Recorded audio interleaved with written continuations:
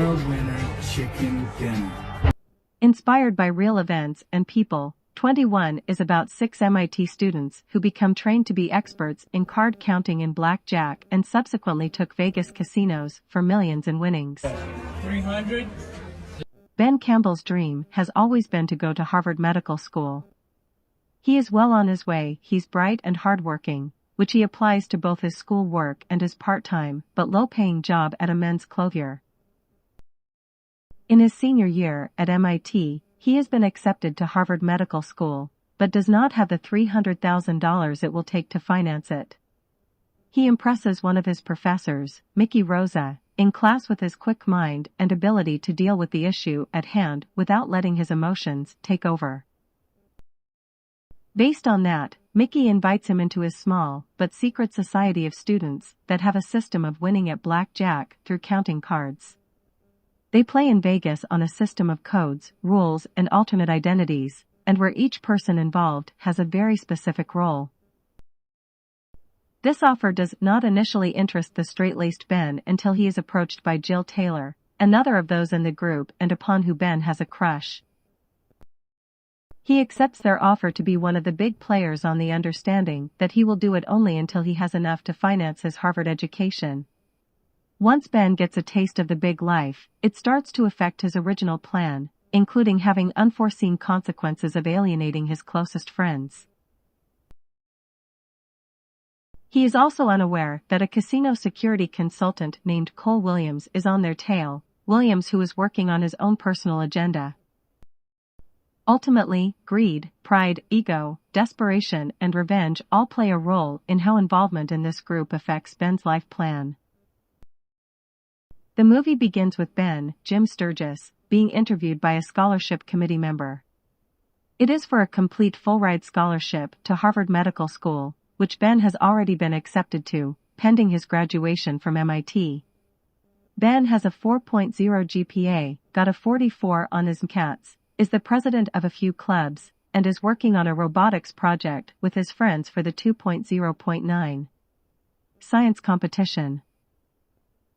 Despite all of Ben's amazing qualifications, the interviewer tells Ben that 76 other applicants have just as amazing resumes. He tells Ben that he needs an outstanding life experience to make him dazzle. Ben pleads with the interviewer that there is no way he can afford to go to Harvard Med without this scholarship, and that's the only thing standing in his way. Ben and his best friend are in a nonlinear equations class where Professor O'Reilly, Spacey, is posing a difficult question to the class. Ben answers it very well and O'Reilly is impressed. He becomes interested in Ben. One night shortly after, Ben is studying in an empty library. Fisher comes to get him and tells Ben to follow him. They go to a classroom where we see the rest of the crew, including the beautiful Jill, Kate Bosworth, and O'Reilly, Mickey.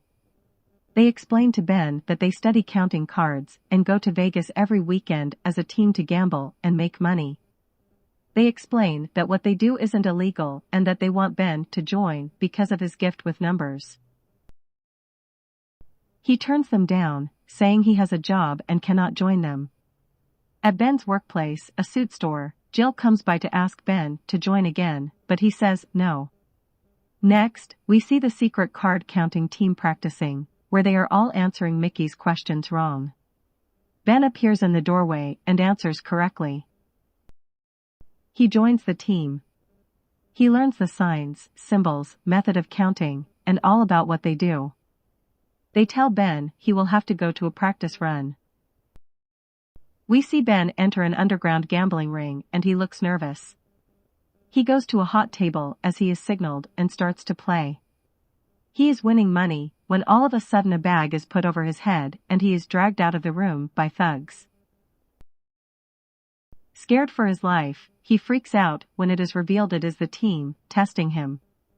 He passes and they tell him he will be leaving with them for Las Vegas the next day. Ben becomes the big player and wins lots of money going to Vegas each weekend. The team splits the weekend winnings, and after a while, they don't tell you how much time has passed, but it is obviously a few months. Ben has saved over $160,000.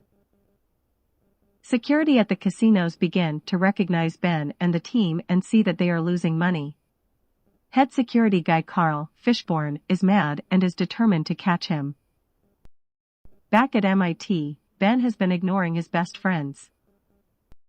They confront him and they get into an argument. He screws up their robotics project and he and his friend separate on bad terms.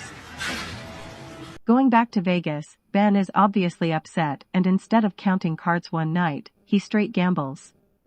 He loses $200,000 and Mickey is furious.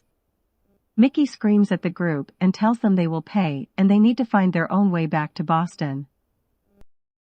After Ben convinces them, the team decides to stay and win the money back without Mickey.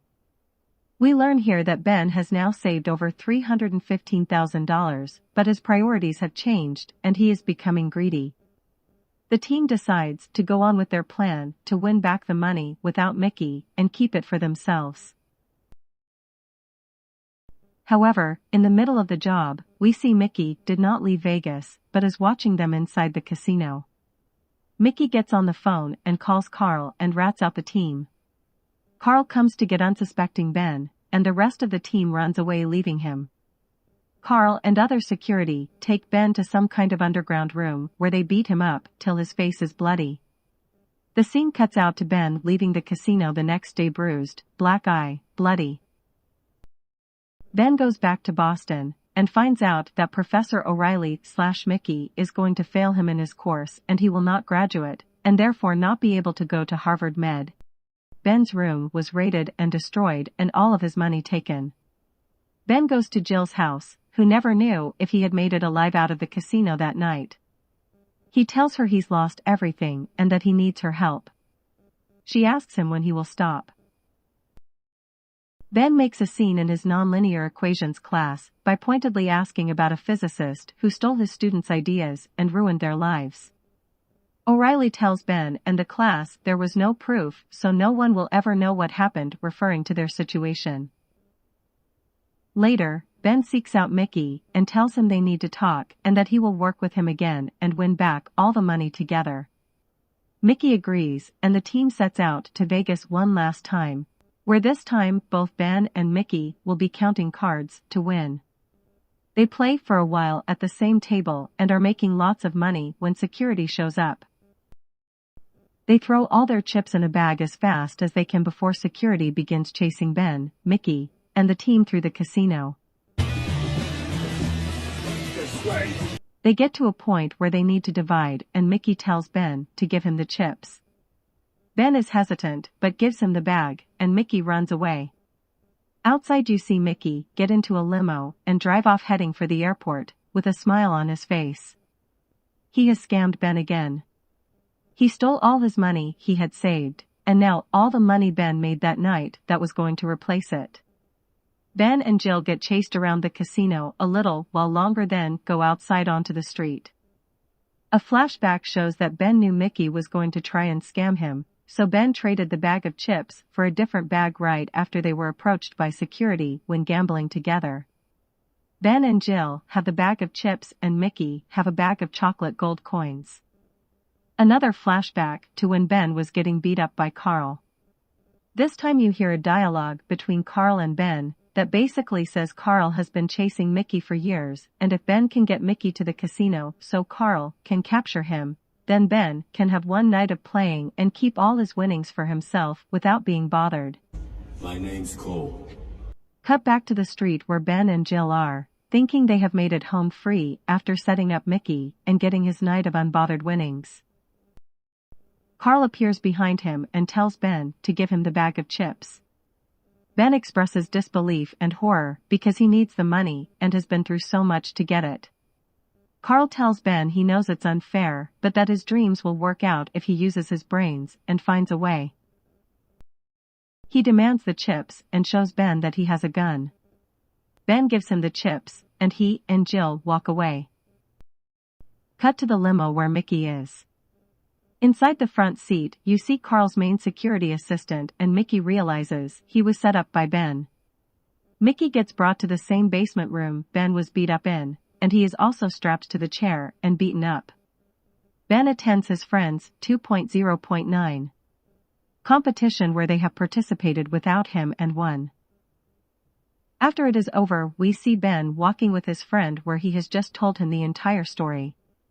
Ben narrates the end where he explains that he helped Carl to get a pension, his main concern for people stealing from the casinos, and that his MIT friends turned out to be pretty good at counting cards too. We see them all in the casino wearing disguises and enjoying themselves playing the tables. Ben stops talking and we see him sitting in the same scholarship interviewer's office as from the beginning.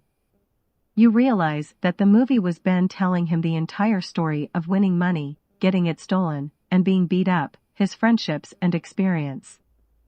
Ben says, "Now how is that for life experience? Dazzling enough?"